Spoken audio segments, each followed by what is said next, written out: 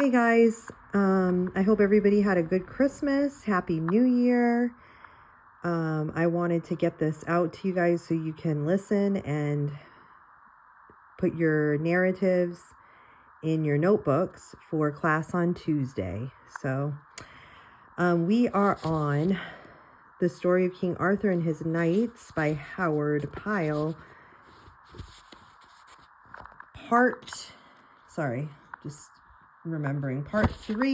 chapter 2. Okay. How King Rience came to Cameliard, and how King Arthur fought with the Duke of Northumber. Now, upon a certain day at this time, there came a messenger to the court of King Leodegrance, with news that King Rience of North Wales and Duke Mordaunt of Northumber were coming thither, and that they brought with them a very noble and considerable court of knights and lords. At this news, Leodegrance was much troubled in spirit, for he wist not what such a visit might betoken, and yet he greatly feared that it boded ill for him. So on that day, when King Rience and the Duke of Northumber appeared before the castle, King Leodegrance went forth to greet them, and they three met together in the meadows that lie beneath the castle walls of Cameliard. Hold on, let me take a drink. It never fails. Once I start reading, my throat gets all scratchy. There King Leodegrance bade those others welcome in such a manner as was fitting, desiring them that they should come into the castle with him, so that he might entertain them according to their degree. But to this courtesy upon the part of King Leodegrance, King Rience deigned no pleasing reply. Nay, quoth he, we go not with thee into thy castle, King Leodegrance, until we learn whether thou art our friend or our enemy. For just now we are, certes, no such good friends with thee, that we care to sit down at thy table and eat thy salt. Nor may we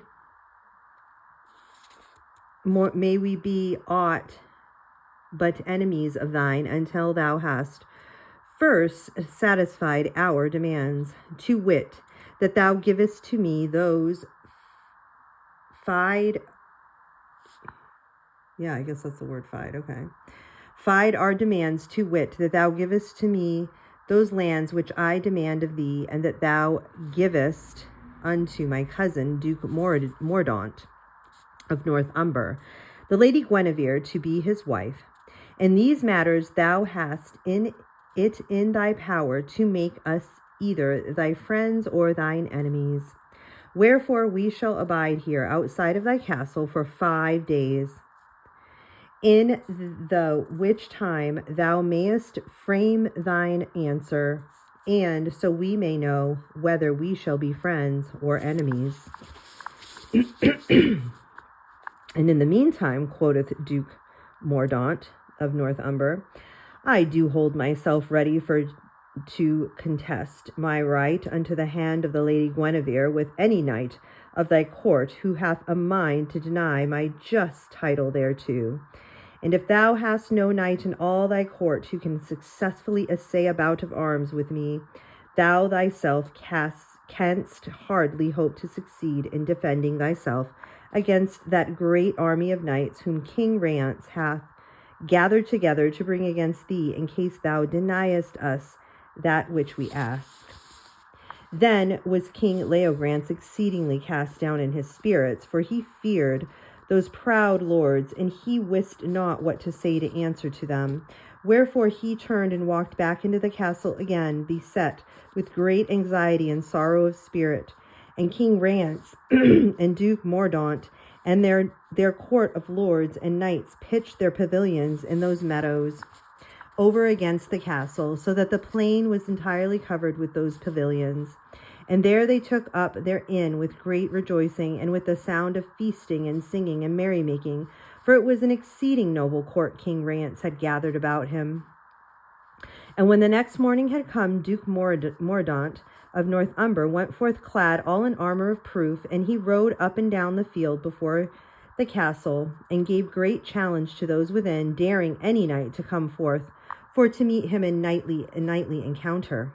Ho, he cried, how now, ye knights of Cameliard, is there no one to come forth to meet me?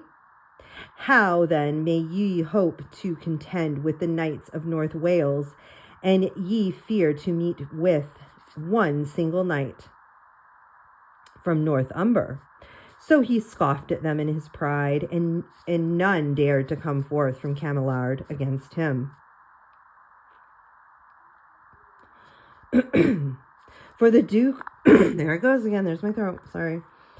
For the Duke of North Umber was one of the most famous knights of his day, and one of the exceeding strength and success at arms, and there was now, in these times of peace, no one of King Leo de Grant's court who was at all able to face a warrior of his approved skill and valor. Wherefore no one took up that challenge which the Duke of North Umber gave to the court of Cameliard. Meantime, many people gathered up in the walls of Cameliard and gazed down therefrom upon that proud and haughty duke, all bedelight in his splendid armor, and all were grieved and ashamed that there was no one in the peaceful town to go out against him.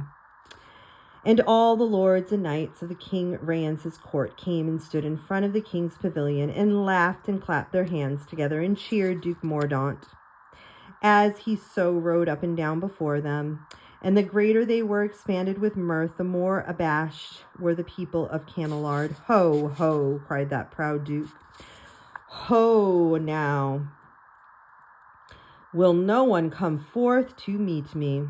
How then may ye of Cameliard hope to face the King of North Wales and all his knightly array, of which I am but one man? And the people of Cameliard, gathered upon the walls, listened to him with shame and sorrow. Now all this while King Arthur digged in the garden, but nevertheless he was well aware of everything that passed, of how that Duke of North Umber rode up and down so proudly before the castle walls. So of a sudden it came to him that he could not abide this any longer. Wherefore he laid aside his spade and went out secretly by a postern way, and so up into the town.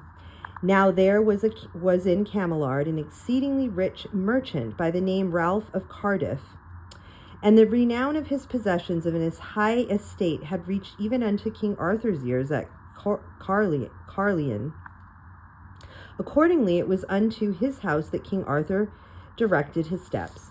And while he was in a narrow way, not far from the merchant's house, he took off his magic cap of disguise and assumed somewhat of his noble appearance once more. For he was now of a mind to show his knightliness unto those who looked upon him. Accordingly, when he stood before the rich merchant in his closet, and when the merchant looked up into his face, he wist not what to think but to behold so noble a lord, clad all in frieze. For though King Arthur was a stranger to the good man, so that he knew not his countenance, yet that merchant wist that he was no ordinary knight, but that he must assuredly be one of the high degree and in authority, even though he was clad in frieze. I don't know what that means. Frieze. Frieze.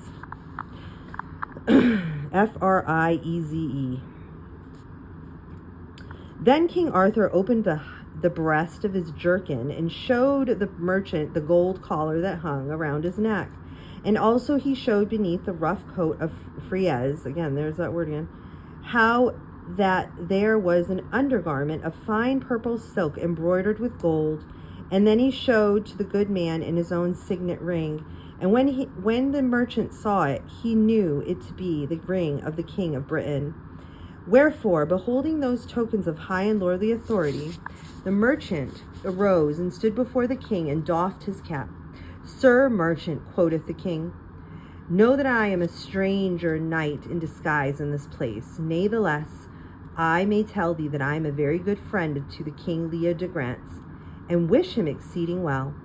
Thou art surely aware of how the Duke of Northumber rides continually up and down before the king's castle, and challenges any one within to come forth for to fight against him in behalf of the Lady Guinevere.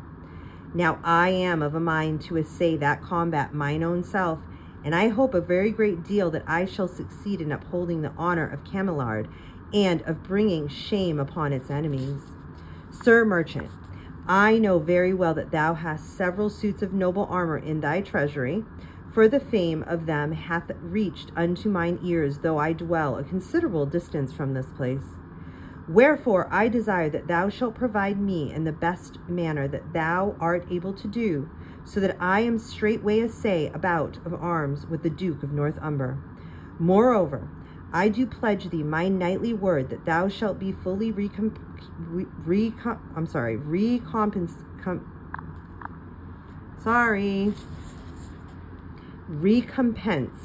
for the best suit of armor that thou canst let me have, and that in a very little while.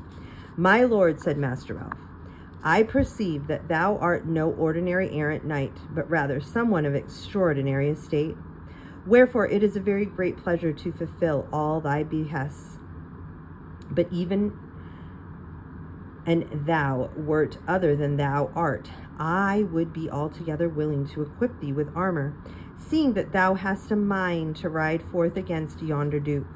Upon this he rang a little silver bell that stood nigh to him, and in answer to its sound several attendants immediately appeared.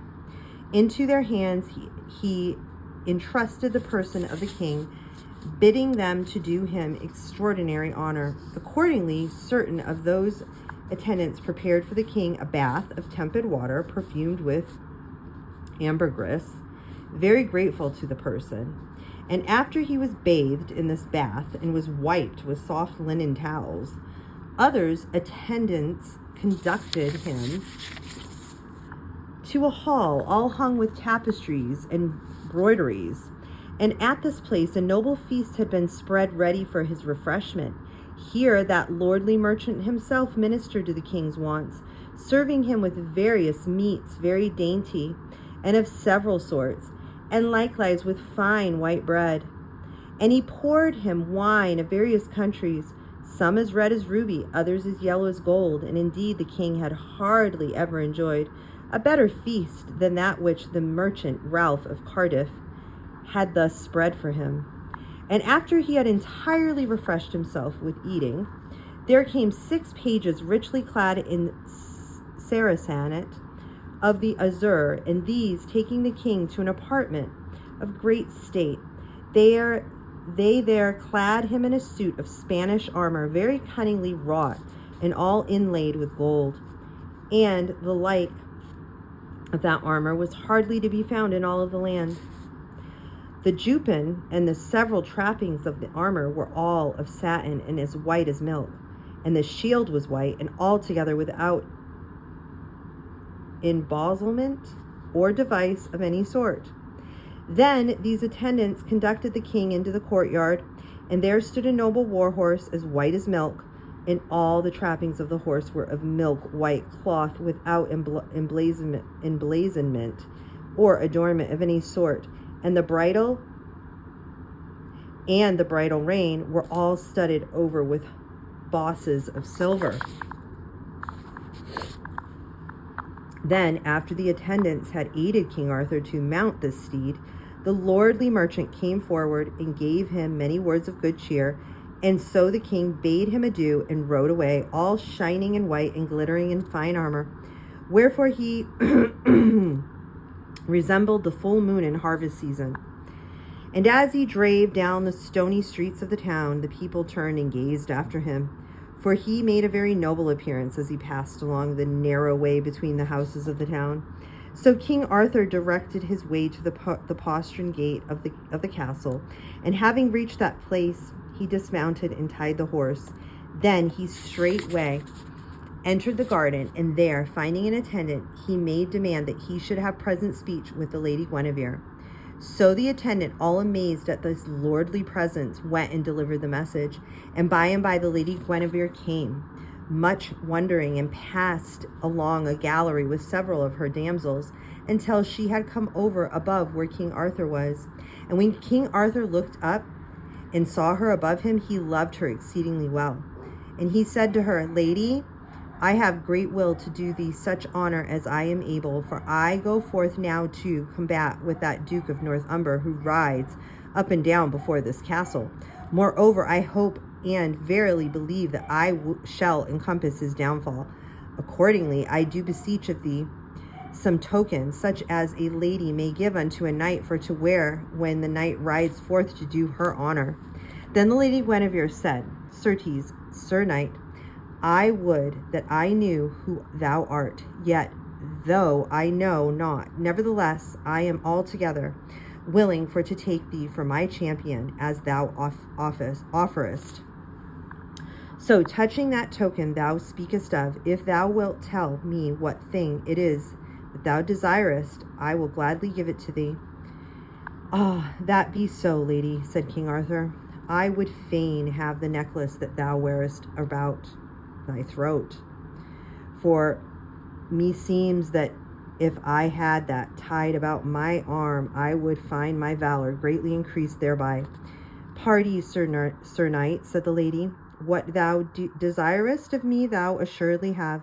Thereupon speaking, she took from her long smooth neck the necklace of pearls which she wore, and dropped the same down to King Arthur where he stood. And King Arthur took the necklace and tied it around his arm, and he gave great thanks for it. Then he saluted the Lady Guinevere with very knightly grace, and she saluted him, and then straightway he went forth from that place, greatly expanded with joy that the Lady Guinevere had shown him such favor. Now the report had gone about that Camelard that a knight was to go forth to fight the Duke of Northumber. Wherefore great crowds gathered upon the walls, and King Leodegrance and the Lady Guinevere and all the court of the king came to that part of the castle walls overlooking the meadow where the Duke of Northumber defended. Wherefore so great a concourse was presently assembled that any knight might be encouraged to do his utmost before such a multitude as that which looked down upon the field. Then of a sudden the portcullis of the castle was lifted, and the bridge let fall, and the white champion rode forth to that encounter which he had undertaken. And as he drave across the narrow bridge, the hoofs of his war horse smote the boards with a noise like to thunder. And when he came out into the sunlight, lo, his armor flamed of a sudden like unto lightning. And when the people saw him, they shouted aloud. Then when the Duke of Umber beheld the knight all clad in white, he rode straightway to him and spoke to him with words of knightly greeting. Measure, he said, I perceive that thou bearest no crest upon thy helm, nor hast thou a device of any sort upon thy shield, wherefore I know not who thou art. Nay less, I do believe that thou art a knight of good quality and approved courage, or else thou wouldest not have thus come to this place. Certes, Sir Knight, said King Arthur, I am of quality equal to thine own. And as for my courage, I do believe that it hath been approved in as many encounters as even thine own hath been. Sir Knight, quoth the Duke of Umber, thou speakest with a very large spirit. Natheless, thou mayest much make such prayers as thou art able.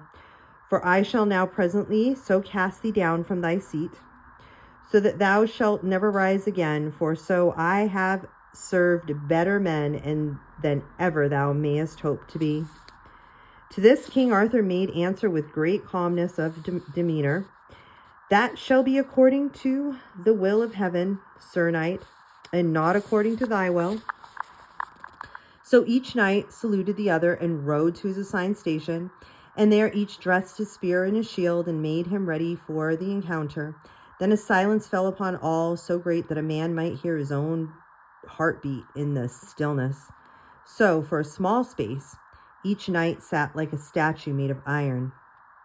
Then of a sudden, Each shouted to his war horse and drave spears into his flank and launched forth from his station. And so they met in the midst of the course with a noise like unto a violent thunderclap. And lo, the spear of the Duke of Northumber burst into splinters unto the very truncheon thereof.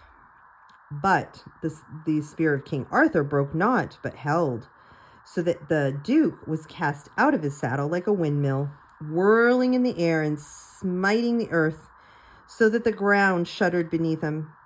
And indeed he rolled full 3 times over and over, ere he ceased to fall. Then all the people upon the wall shouted with might and main, so that the noise thereof was altogether astonishing, for they had hardly hoped that their champion should have proved too extraordinarily strong and skillful. Meanwhile, those of King Rience's court ran immediately to the Duke of Northumber, where he lay upon the earth, and they straightway unlaced his helm for to give him some air. And first they thought that he was dead, and then they thought that he was like to die, for behold, he lay without any life or motion, nor did he recover from the swoon wherein he lay for the space of full 2 hours and more. Now whilst the attendants were thus busied about Duke Mordaunt of Northumber, King Arthur sat in his house very quietly, observing all that they did. Then, perceiving that his enemy was not dead, he turned him about and rode away from that place. Nor did he return unto Camelard at that time, for he deemed that he had not yet entirely done with these enemies to the peace of his realm. Wherefore, he was minded not yet to return the horse and the armor to the merchant, but to keep them for a while for another occasion. So he bethought him of how, coming to Camelard, he had passed through the arm of the forest, where certain wood choppers were at work felling the trees. Wherefore, remembering that place, he thought that he would betake him thither and leave his horse and armor in the care of those rude folk until he would need these things once more. So now he rode away in the countryside, leaving behind him the town and the castle and all the noise of shouting and rejoicing. Nor did he once so much turn his head to look back toward that place where he had so violently overthrown his enemy. And now you shall presently hear of certain pleasant adventures of a very joyous sort that befell him ere he had accomplished all of his purposes. For when a man is a king among men, as was King Arthur, then he is of such a calm and equal temper that neither victory nor defeat may cause him to become either unduly exalted in his own opinion or so troubled in the spirit as to be altogether cast down into despair. So if you would become like King Arthur, then you shall take all your triumphs as he took his victory. For you will not be turned aside from your final purposes by the great applause that many men may give you, but you will first finish your work that you have set yourself to perform, ere you give yourself ease to sit you down and to enjoy the fruits of your victory. Yes, he who is a true king of men will not say to himself, Lo, I am worthy to be crowned with all laurels, but rather he will say to himself, what more is there I may do to make the world a better place because of my endeavors? Okay, guys, so that was chapter 2 from part 3. And just go ahead and write your narrations down, and I will see you guys Tuesday. God bless.